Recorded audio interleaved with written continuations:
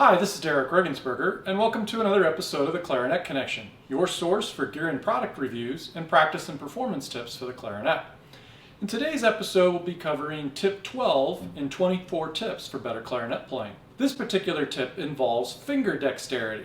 In other words, how to increase the flexibility and speed of your fingers while playing the clarinet. And while I'd like to tell you that there's a magic bullet out there that will help you do this instantly, there isn't.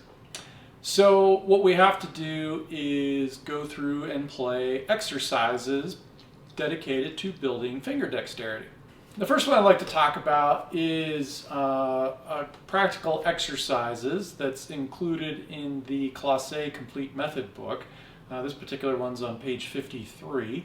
And it goes through 100 and some exercises, and they work on both the right hand and the left hand, and give you an idea of what some of them sound like.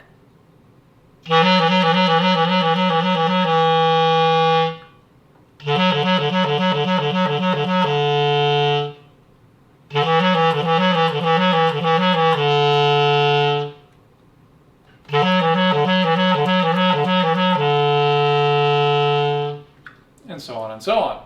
So you can see that there are any number of exercises that you can do. And I think really the key is to start really slowly and figure out the shape, the position precisely of where your fingers should be as you do each of these exercises. So something like this.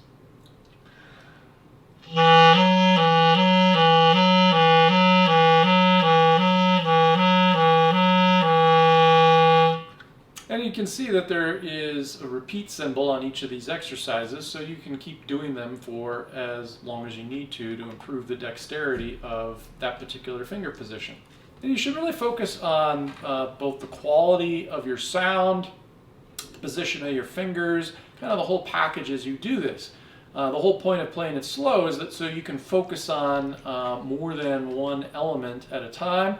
So the dynamics, the breath control, and your finger position all kind of go into the equation of playing these exercises. The next exercise is known as Vade Mecum by Jean, a French clarinetist.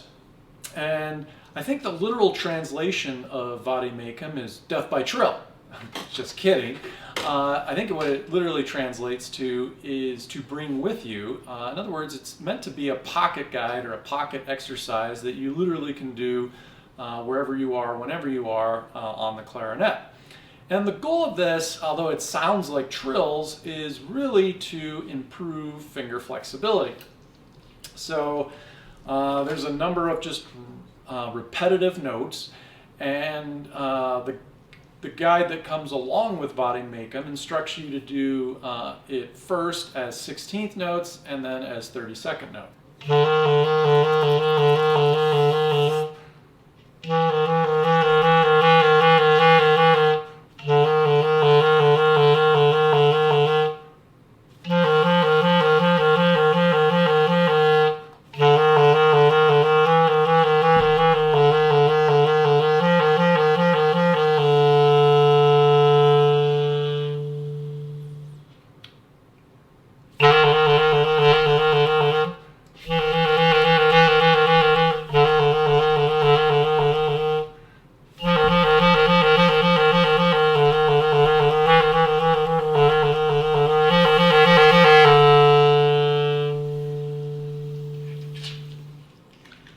And you should start this at a relatively slow tempo and then of course speed it up. And the idea is to increase your flexibility. The first one goes for about 3 pages in length. The next exercise I'm not particularly fond of because it involves using the register quite frequently.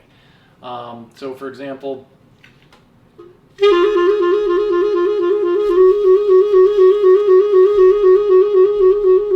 and because you're always pressing in and out the register key, your thumb can really suffer some pretty significant tendonitis. I know that from firsthand experience.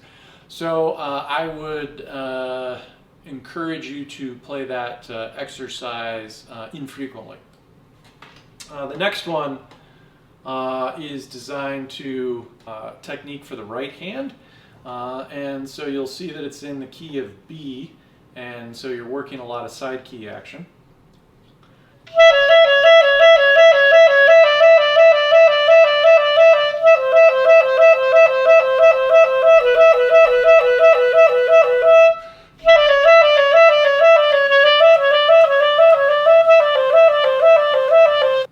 again, you'll be working through a number of exercises dedicated to kind of particularly improving the flexibility of your pinky finger on the right hand, and just learning those patterns. Again, start really slowly so that you learn the position of the fingers.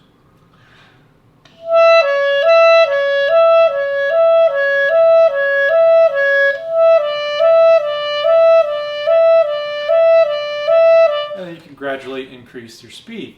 And the goal is really to get a precise placement. So what are some other exercises we can do as clarinetists to improve finger flexibility?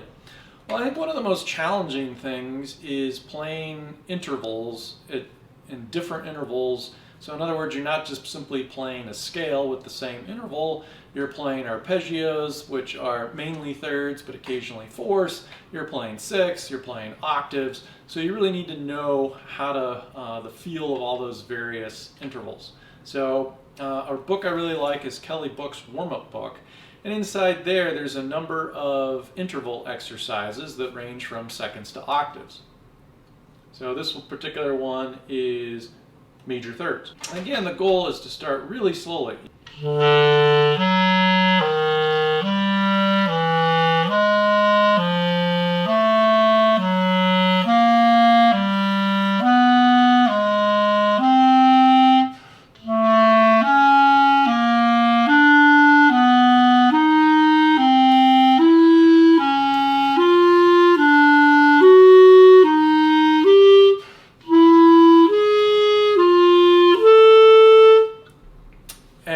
That's going to really help me determine the exact placement of the fingers, and then I'm going to kind of take that approach for each of the various exercises. Here's one on octaves, for example.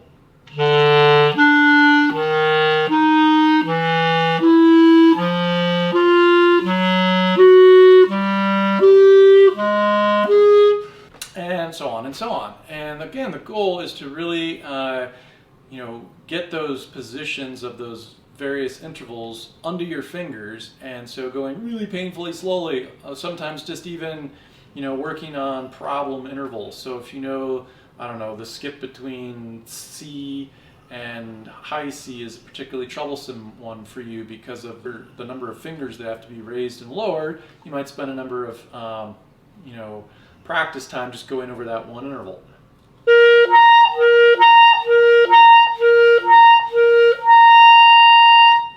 Another thing that this really helps you do is teach you how not to raise and lower your fingers completely off the clarinet to the point where you have to slam them back down, right? You don't want a lot of needless play.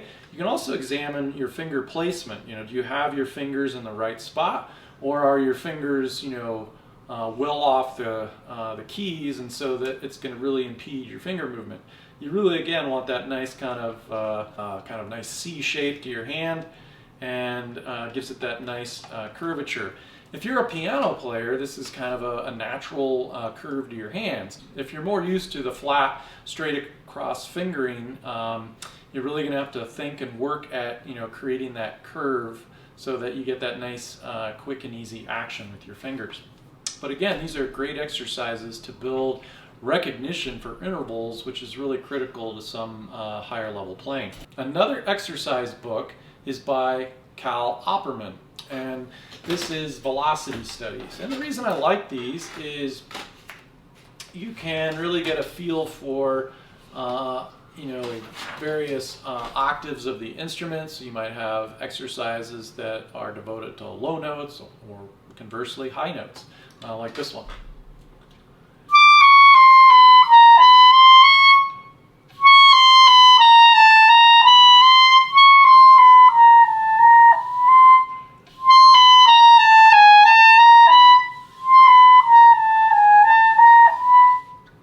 And you can see that I'm going really slowly so that I get a good idea of where those fingers need to be for each of the notes. And again, these little short kind of one measure exercises are repeated over and over again so that you can gradually increase the speed.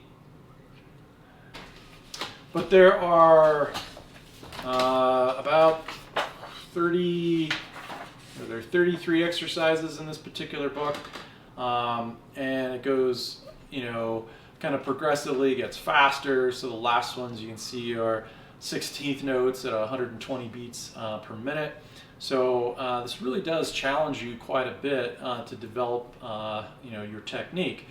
And again, you want to work with these with a metronome, and the target tempo of this particular one is 76 to 120 beats per minute.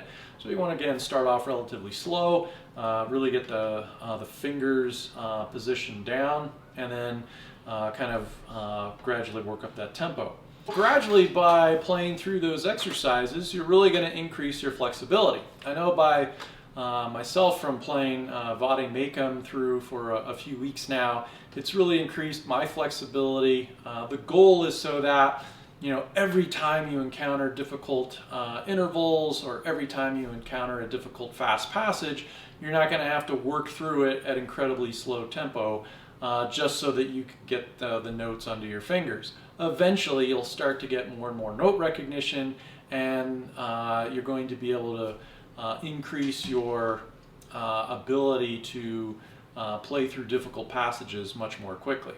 All right, good luck with practicing, and thanks again for watching the Clarinet Connection. Tune in next time for another episode.